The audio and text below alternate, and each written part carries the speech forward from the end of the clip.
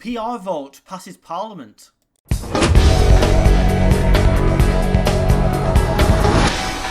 You may or may not have seen that a 10-minute motion was put forward in Parliament where a member of the House puts forward a motion, it's selected, they get 10 minutes to argue for it, and somebody else gets 10 minutes to argue back. Then a vote is taken on what they want to talk about, in this case proportional representation. Here's a clip from it showing you what one MP thought of the Parliament at the moment. We are experiencing an unprecedented political moment in this country. Our most recent general election in July this year returned a government with the second biggest majority of seats for any government since the Second World War, but on the lowest share of the vote ever recorded for a winning party. The first-past-the-post voting system used in UK parliamentary elections has delivered 2/3 of the seats in the House of Commons to the Labour Party, who attracted just 1/3 of the votes cast.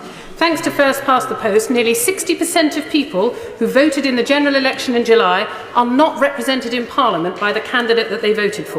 I don't even know who she is, to be honest with you, but she makes very good points, doesn't she? On this graphic, you can see how many seats Labour have got compared to the vote share they actually achieved. Democracy is defined as government by the people for the people. In other words, we decide who goes in there, and it should be proportionate, but this Parliament isn't. When Boris got his 80-seat majority, Labour said if they won an election, they would change the voting system to PR or something similar to it. But of course, neither the Labour or Conservative parties want to change the voting system because it is rigged in their favour.